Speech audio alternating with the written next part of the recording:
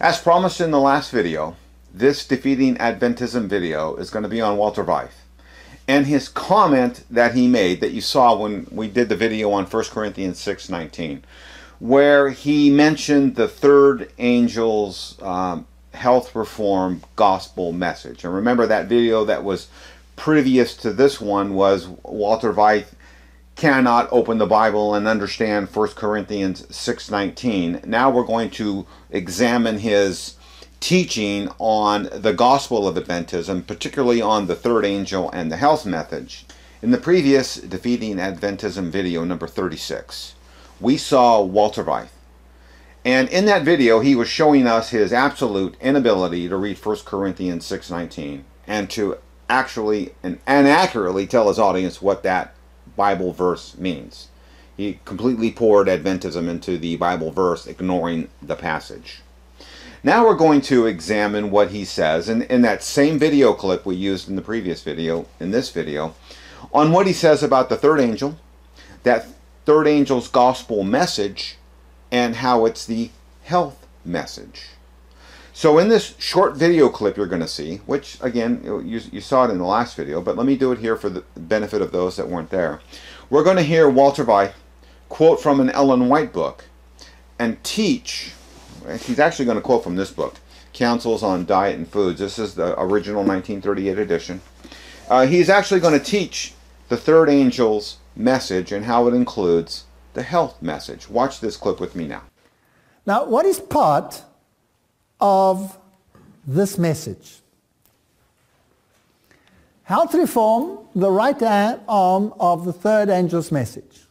When properly conducted, the health work is an entering wedge, making a way for other truths to reach the heart.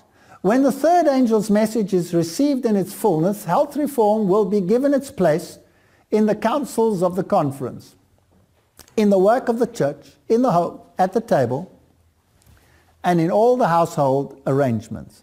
Then the arm will serve and protect the body.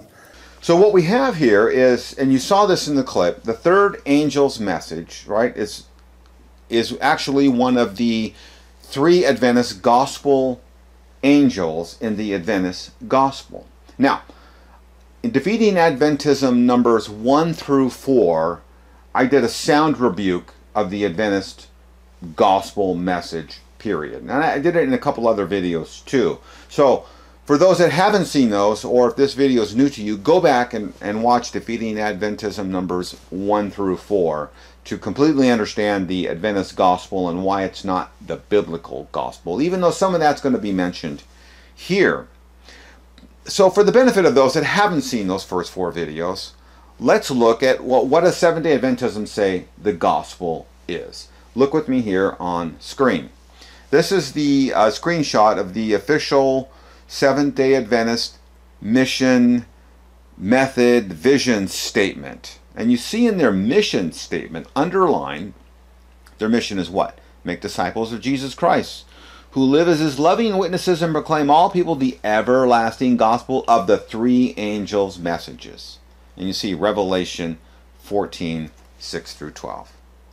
So we can just go to the official Seventh-day Adventist website and see, they tell us officially the everlasting gospel, the three angels of Revelation 14, 6 through 12, is their gospel message. Now, they really don't tell us what the message is.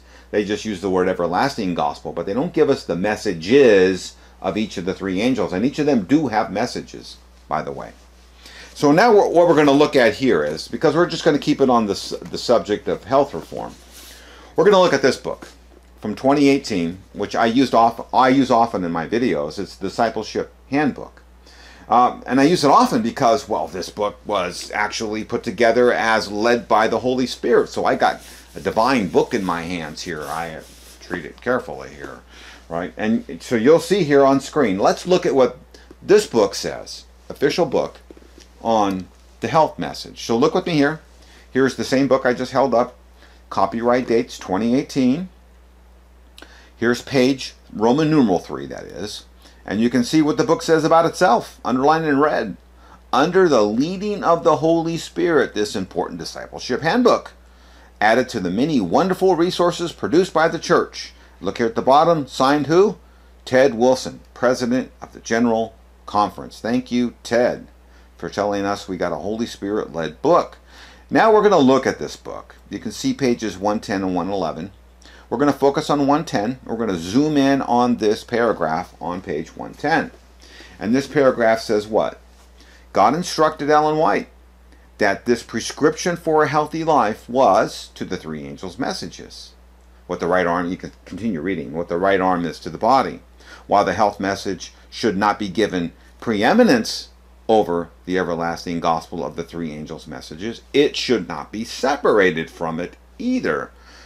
So what we learn here, and you can see Testimonies, Volume 6, I think that's the original source quote. So what we learned here is what? The health message, we learned in this book, is not the gospel message. It's not preeminent, but it's part of the message.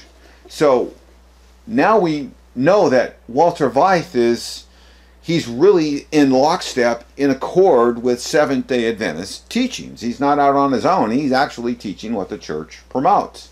Now we're going to actually look at the book, just so you can see it. The actual book that he's quoting from in that video clip that you saw. So look with me here. Here's the very book I just held up. Copyright 1938, Council on Diets and Foods. And you can see, and this truly is the exact quote that he just used in his video. And the underlying part says what? When the third angel's message is received in its fullness, health reform will be given its proper place in councils and conference, etc. So it's clear.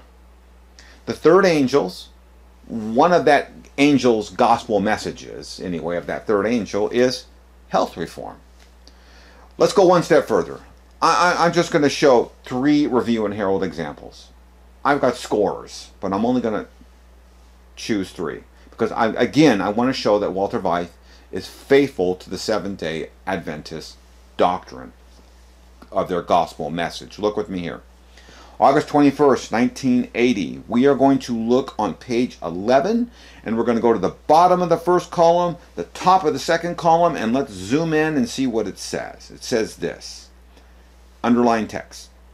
Seventh-day Adventist Church is commissioned to preach a special message to every human being on earth in the context of, here it is again, the everlasting gospel, the third angel's message of Revelation 14. And then it says, you see underlined in blue, this church is the only church presenting this message. Well, that's interesting. Let's look at the next Review in Herald magazine, May 12, 1977. We're going to look at page 5, and we're going to zoom in on the paragraph that you see in red there. And that paragraph says what? Many years ago, however, God entrusted us Adventists, with the hows and whys of healthful living.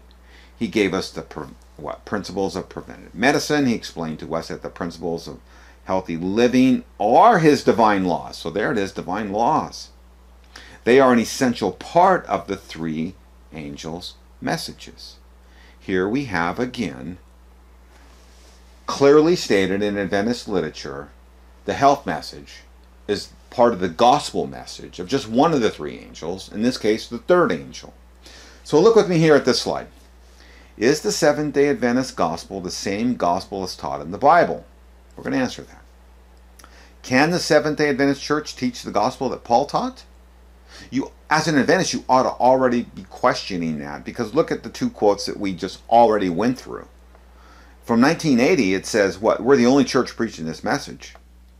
But 1977, it says what? The health message is an essential part of the three angels' messages. But 1980 says what? We're the only church preaching this message. Are you the only church preaching the gospel then? So is the Seventh-day Adventist gospel the same gospel as taught in the Bible? I'm not going to answer that. We're going to let the Review and Herald magazine answer that. And we're going to let the Review and Herald magazine of November 29th, 1934, page 1, answer that. Look with me here on screen. Read with me the yellow highlighted text. To the Seventh-day Adventist Church has been committed this message. The everlasting gospel was preached by Noah, by Abraham, by Paul and Peter, and by all the prophets and apostles of all ages. It was preached in a setting appropriate to their day. We cannot preach this gospel message as Noah preached it, or as Paul or as Luther gave it. It is for us to preach it in the setting of God's great threefold message of Revelation 14. Do you catch that? Read that again. Look with me here on screen. What we have is what? I got written admission in the Review and Herald magazine that Adventists cannot proclaim the gospel of Paul. But yet, what did the Apostle Paul tell us? Let's look at Galatians 1, 6 through 9. Look at this underlined text. It says, but even if we or an angel, or three angels, from heaven should preach to you a gospel contrary to the one we preach to you, let him be accursed. Verse 9, underlined text. If anyone is preaching to you a gospel contrary to the one he received, let him be accursed. Adventists, non-Christians, Christians, what is the gospel message? It's 1 Corinthians 15, 1 through 4. That's the message that Paul was given by Jesus Christ that Christians are to preach. You're not to preach a health message. You're not to preach a message of three angels, by the way, which Adventists... Only in Adventist literature will you find the gospel messages of the three angels. You'll not find it in the Bible. The Adventist gospel is not found in the Bible, but yet it's proclaimed by Adventists. And in 1934, what did the Adventists tell us? We can't preach the gospel message of the Apostle Paul. Galatians 1 through 6 through 9 says, if you can't preach the message that I taught you, you're cursed. Adventist, you're cursed by definition. Twice, that is. By definition of Galatians 1, 6 through 9. Look with me here. So Walter Weiss, he advocates and preaches the health message of the third angel. And for this, Walter Weiss, as you just saw in the video, he is a preacher of a cursed gospel. Actually, a twice cursed gospel. And for that, Adventist, people interested in Adventism, this video here is alone for enough for you to say, no, do not follow them. They teach error.